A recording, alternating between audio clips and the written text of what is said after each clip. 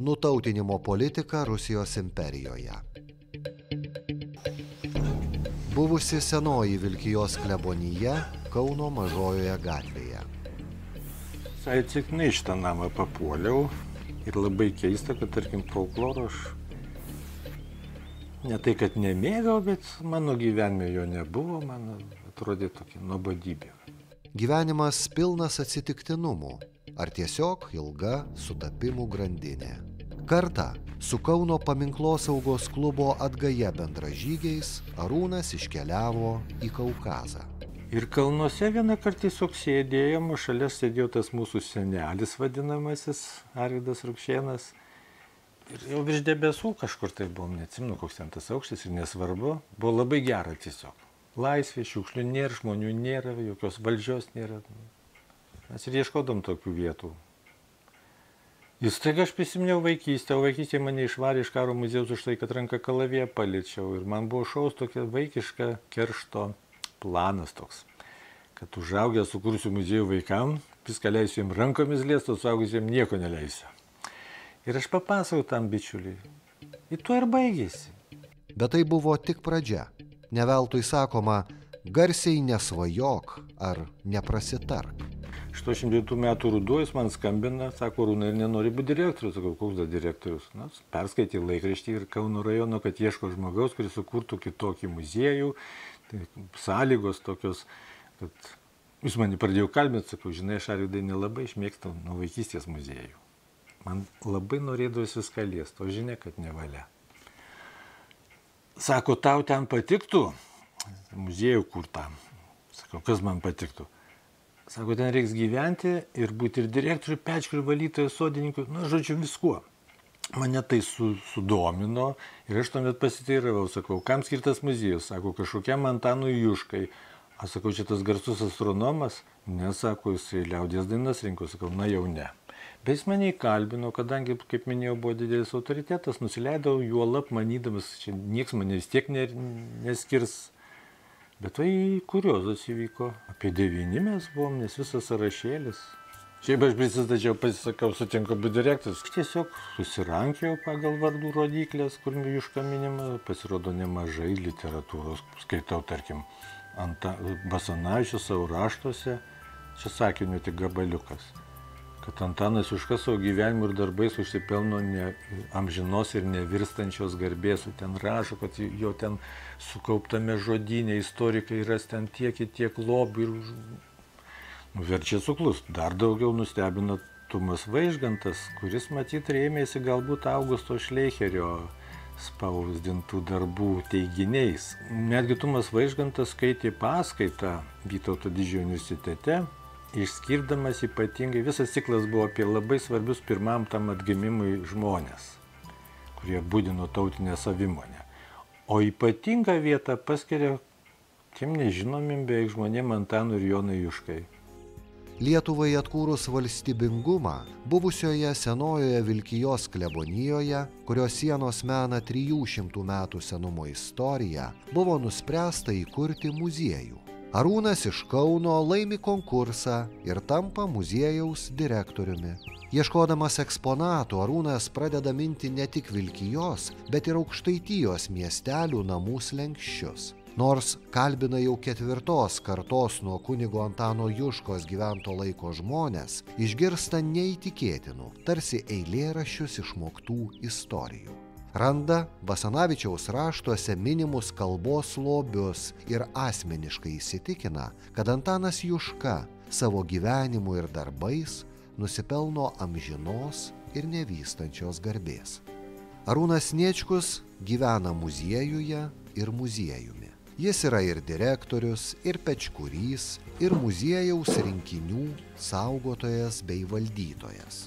Atėjūnas, vietinių vadinamas Pribuišiu, jau seniai tapo savu ir 25 metai niekaip nepasveiksta nuo Juškos viruso. Moteris, mokytoja lituanistė, nejauna, padovanojo knygutę. Būtent unikaliausias dalykas, pirmas eksponatas, įsivaizduojate, broliai Juškos Juškiečiai ir susieti su spaudos draudimu. O va labai ir dar antspaudas, o čia Vilkijos viešoji biblioteka, gal Dieve, koks ženklas puikus. Pradedi dirbti darbą, kurti muziejų Jušką ir tu gauni gan retą leidinėlį. Aišku, aš jau jį persiskaičiau, o Onas netgi daro tokias įdomias prielaidas ar išvadas, kad jei ne Juška, galbūt net ir Lietuvos vardas būtų išnykęs. Vėliau pažinęs to žmogaus gyvenimą, sužavėjo, pakerėjo, tikra kelrodė žvaigždė. Tai unikali asmenybė tiesiog papuolė mano gyvenimui ir labai daug ką pakeitė. Antanas Juška gimė Kauno apskrityje, netoli Čekiškės 1819 metais. Kalbant apie Antaną, negalima pamiršti ir jo vyresniojo brolio Jono, kuris gimė 1815 metais Telšių apskrityje Žarėnuose. Tėvukas neturtingas buvo žmogus, kad ir bajoras, jis nuomodavo dvarelius. Ir vis kiti vaikai gimdavo skirtingose vietose. Po sukilimo prieš jų valią pakeičia jiem pavardę – Juškevič. O yra tik tai tokios menkos žinios iš vaikystės, kad tėvukas pastoviai skiepijo savo vaikam tokią žinią siuntė. Nepamirškite, kad mes esame Juškos. Tai du tikrai iš tų 6 įsiminėte tai ir tai vieną dieną labai gražiai subujojo ta sėkla pasėta, matyt, tėčio. Čia tik prielaida, žinoma. Nes jis baigė Jonas, jis baigė Charkovo universitetą paties caro įsakymo aukso medaliu apdovanotas. Ir jis globojo lik to laiko Kražiuose, ten rūpinosi ir finansavo Antano mokslus, bet tas būdamas jaunesnis netekęs globėjo. Jisai stojo kunigų seminariją. Panašu, kad motyvacija pagrindinė buvo ne kad kunigo norėjo tapti, o tiesiog išsilavinimo norėjo. Ir labai gražus poelgis Jono, kai Antanas, norėdamas iššventinti kunigus, jo laukė kažkokios išlaidos, jo kišeniai nepakeliamos, jis kreipėsi pagalbos į brolį Joną, anas neturėdamas kaip padėti, jis pardavė tą apdovanojimą. Jonas brolį į kunigus išleido, o savo karjerą susigadino, nes buvo priverstas visą gyvenimą praleisti Rusijoje. Žodžiu, yra toks maždaug atsakymas, kad užteks man čia ir vieno litvomano, čia to paties Muravjovo. Nes jis prašydavo, kad jam leistų Lietuvoje greta brolio talkinti jam. Antanas po kurio laiko ėmė labai garsėti tuo, kad jį durnindavosi, pasirodo viską, ką uždirbdavo, išdalindavo. Aukas, arklį vežimą, ten šiltinės epidemija, žmonės lauko Zarasuose, kai įvyko, kai kunigavo. Kunigavo Belį, Antazorį, Zarasai, Mergė, Pušautas, Lyduvėnį, Dutnuva, Vilnių, Alsėdžiai ir panašiai. Ir greičiausiai būtų taip gyvenęs, paprastų žmonių labai mylimas. Netgi yra toks įdomus faktas minimas, kad ten, kuris kunigaudavo vėliau, ta meilė žmonėm tokia nesavanaudė. Nulemdavo netgi tai, kad dauguma liaudavosi pijokauti. Iš esmės žmonės gaudavo mažą didelį stebuklą. Brolis Jonas, negalėdamas būti šalia savo tautos ir užrašinėti nykstančios, lenkinamos, rusinamos kalbos pavyzdžių, atsiunčia Antanui žymaus vokiečių kalbininko Augusto Šleicherio pirmąją lietuvių kalbos gramatiką. Vokiečių kalbininko veikla ir Jonui Basanavičiui atrodė kaip pavyzdys, turintis įkvėpti lietuvius, priversti juos didžiuoti savo kalbą. Argi nebūtų malonu, kad ne tik svetimi mokinti vyrai, bet ir patys mūsų laiko lietuviai lenktų galvas prieš patogią, šulnę, dailią, neišpasakytai seną lietuvišką savo garbingų sentėvių kalbą. Antanas Juška ne tik nulenkia galvą prieš savo protėvių kalbą, bet ir galvoja, kad lietuvių kalba galbūt seniausia indoeuropiečių kalba, o lietuvių tauta po 100 metų gali išnykti, nes miršta kalba ir papročiai. Panašu, kad Antaną tie žodžiai susargdino. Staiga jis pradeda Ukmergėje, įsidarbina bajorų progimnazijoje, žinia, bajoraičiai lietuviai, dažnas ir lietuviškai jau nebemokėdavo. Įsivaizduokit, jis jiem užduotį skiria. Tiek ir tiek savo gimtosios kalbos žodžių turi užrašyti. Ar po atostogų, ar po tų, ar po kitų atostogų. Anie pradėjo bėdavoti savo tėveliam. Mužikų kalbą gaivina. Nesvetimų, o savų ujamas, Antanas palieka Ukmergę. Nukeltas į Pušalotą ir čia, rinkdamas patarles, posakius, priežodžius, neatsistebi, kaip žmonės ištveria tuos žiaurius išbandymus. Sukilimai, rekrūtai, baudžiava. O kaimiečiai jam aiškina: kunigėli, mes dainuojam. Ir jis pradeda rinkti jų dainas, aprašo vestuvinius papročius. Ir tokia aistra jį pagavo, kad jis sėdėdavo per išpažintį ir nuo tos dienos jau jam net nuodėmės būdavo nebeįdomios, atleidžia viską, jis išgirsdavo kokį seną žodį, kurio pats, aišku, nesuprasdavo. Sušukdavo, toks Andrijus Latvis savo prisiminimuose rašo, sako, kunigas Antanas savo pratarmę sušukdavo, palauk, sako, ir užsirašo, o po to dar pasigauna, ar šventorių, ar į namus atėjęs ir iškvočia, ką tas žodis reiškia. Jo žodynas šiaip yra šnekamosios kalbos žodynas. Ten ir svetimybių apstu, bet kiek archaizmų išlikę, bet dar gražiau, kad jį galima vertinti net ir kaip savotišką dalinai tik tai etnografinę medžiagą, nes kai kuriuos žodžius, norėdamas atskleisti jų giluminę prasme, jis pailiustruodavo labai lakoniškai, taip trumpai, kažkokių fragmentų, kada ir kur, kokių ar kalendorinių švenčių, ar kažkokių papročių. Mesgi žinom, tarkime, viską mes galime atpjauti, o duoną atriekti. Duona atskiras žodis. Lygiai taip pat buvo daugybė žodžių ir kitom situacijom. Iš Pušaloto Antanui Juškai irgi teko įsikelti, nes parapijietė, parašiusi laišką vyskupui Motiejui Valančiui, skundėsi, kad kunigas jų nuodėmes užsirašinėja ir panaudos piktam. Dar viena kunigo Antano Juškos nuodėmė tapo be vyskupo žinios išdalintos bažnyčios žemės bežemiams valstiečiams. Neilgai Antanas darbavosi ir Lyduvėnuose, nes begaliniai kunigo darbai nepalikdavo laiko lietuvybės reikalams. Tada jis pasiprašė pažeminamas pareigose. Dotnuvos vienuolyne net savotišką streiką paskelbė ir ultimatumą iškelia. Viename laiške jis rašo: girdėjau, Vilkijoje laisva vikaro vieta yra ir daug dainingų moterų. Vyskupui Motiejui Valančiui rūpėjo lietuvių kalbos likimas, tad jis neprieštarauja ir 1863 metais Antanas Juška įsikuria Vilkijos klebonijoje. Čia didysis sprogimas įvyksta, tos istorijos kokios gražios, laksto kviestas, nekviestas svečius, rašo, kaupia, deda, ėmė mėgautis atradimu, kokia turtinga kalba pasirodo esanti. Jis norėjo mėgautis, matyti akyse visą laiką, ne tai, kad dėžė, kartoteka, lapeliai, įsivaizduokite, sako, prisiraišio virvelių čia vieni lapeliai palubėse. Valančius, kai pamatė, kiek jis jų čia prikaupęs, tai pagal viską iš vienos frazės galima daryti išvadą, kad jau čia jisai turėjo apie 40 000 žodžių surinkęs. Per labai trumpą laiką iš tikrųjų.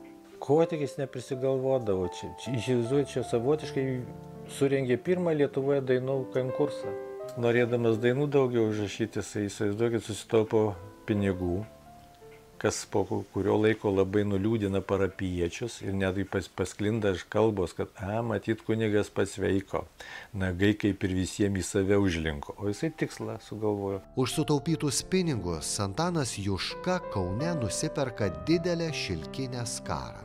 Po mišių vyrus paleidęs, parsivežtą skarą išskleidžia ir moterims paskelbia, kuri padainuos gražiausią seniausių dainų, kuri pagamins jam skaniausią, seniausią patiekalą ir dar pašoks, tą paskelbs dainų karalienę ir padovanos šią skarą. Kitą rytą už durų didžiausias salasas. Susirinko balsingiausios moteris iš visų 39 aplinkinių kaimų. Teko sudaryti 39 sąrašus ir išrinkti 39, o finale vienintelę karalienių karalienę. Negalėjau caro valdžiai tai žmogus patekti, kuris viską gaivino, ką jie bando sunaikinti. Rinkiniai milžiniški, minima taip. Apie 7000 dainų, virš 1800 melodijų, vestuviniai papročiai Pušaloto, velioniečių, tie žodynai. Valančius čia kaip pamatė, kiek sukaupęs, jis jį ragino, jeigu pavyks pacituoti, maždaug taip skambėjo. tėvelį pasiskubik drukavoti, nes labai greitai ateis tokia diena, kai šeimininkės į tavo rankraščius pyragus vynios. Kaip jie įdomiai sakinius sudarinėjo. Tokie, dabar trumpai pasakytum, skubėk spausdinti, nes uždraus spaudą. Dar juodai spaudos draudimo dienai neatėjus, apkaltinę ryšiai su sukilėliais Antaną Jušką 9 mėnesius caro žandarai kankina Kauno kalėjime. O pasirodo muždavo ne tik sąmonės netekimo, tik už dainų žodžių gelbėjimą. Ir tardytojų raportą surado archyvuose Antanas Mockus, kuris 53 metais apsigynė disertaciją ir norėjo išleisti jų biografiją, jos neleido spausdinti. Štai žmogus, kuris susipelno amžinos nevirstančios garbės, liko beveik nežinomas, tik labai siauram rate. Įsivaizduokite, tardytojas rašo, kad fanatikas litvomanas atgavęs sąmonę prašo kuo ranko užrašinėti žodžius ir dainas, negavęs mokinasi mintinai ir tarsi replika prierašas, kad žinote, tikisi grįžęs užrašyti. Niekas jo neketino paleisti, bet ačiū Dievui, Valančius pradėjo didelę kovą už jo išlaisvimą iš kalėjimo. Rojos korikas, vadinamasis, jis bandė priešintis rekomendaciją jį išlaisvinti, gavęs, aišku, iš imperijos aukštesnių sluoksnių. Išlikęs toksai raštas ir sakinys labai daug pasakantis. Sukilėlius aš galiu iššaudyti ir iškarti, o šitas iš pašaknų kerta mūsų politiką. Iš konteksto nutautinimo politiką. Po kalinimo sirguliuojantį kunigą paskyrė vikaru Veliuonoje. Vietiniai sodiečiai labai mylėjo savo ganytoją, o kunigai rašė skundus vyskupui, kad Antanas Juška daras gėdą luomui, nes vaikšto nušiuręs, kiaurais batais, kaip paskutinis Elgeta. Tiesą sakant, štai ten įsikvėpė labai daugybė žmonių. Štai Aukštaitijoje buvo pogrindinė organizacija, Atgaja taip pat vadinosi. Po jo mirties Jablonskis redagavo jo žodyną, po to Būga. Savotiškas virusas buvo, ko gero, daugybė žmonių.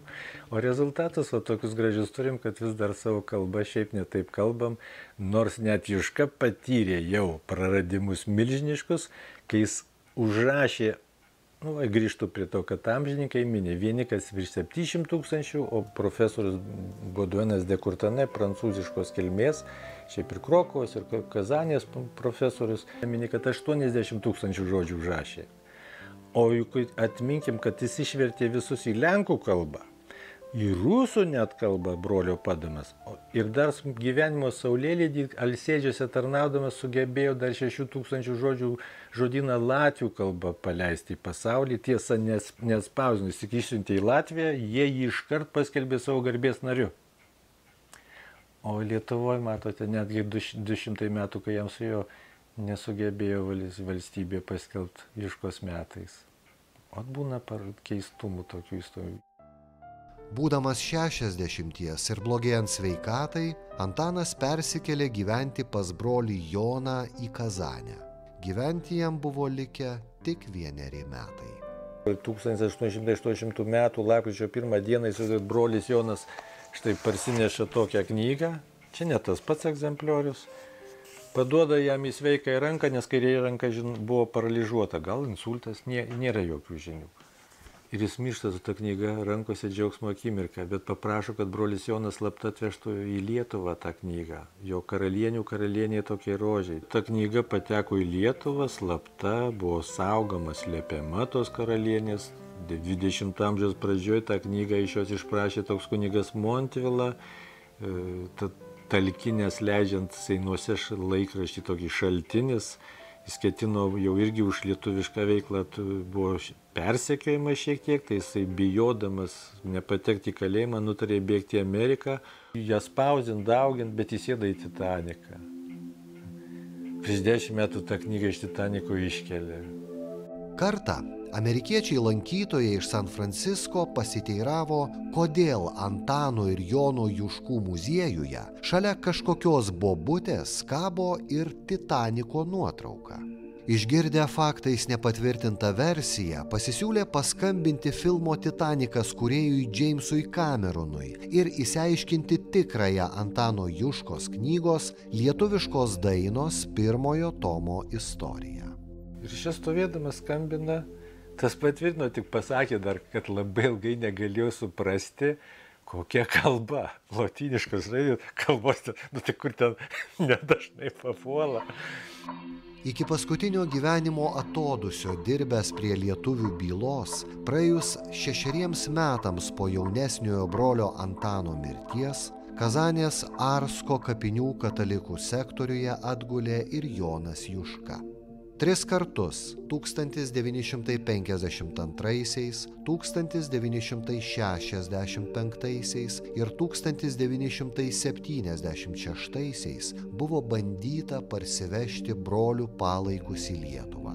Sovietinės valdžios institucijos leidimo nedavė. 900 metais 7 su Lietuvos televizija vadovavo tas Antanas Mockus, mano minėtas archeologas Vytautas Urbonavičius kasinėjimai, mes iš Kazanės juos parvežėm į Lietuvą. Tai man teko, aš taip džiaugiausi, kad jie buvo tiek supratingi žmonės, kad aš kuriu muziejų, čia tik pradžia muziejaus, kur tuščias beveik namas, ir man jie leido būtent po kaulelį viską iškelt Antano. Ten toks įspūdis buvo. Mums pasisekė, mes pataikėm į tą tokį trumpą laiko tarpą, kai mums neuždarė vartų Rusija. Labai jų greitai viskas užsidarė. Po 104 metų broliai Antanas ir Jonas Juškos buvo iškilmingai perlaidoti Veliuonos bažnyčios šventoriuje.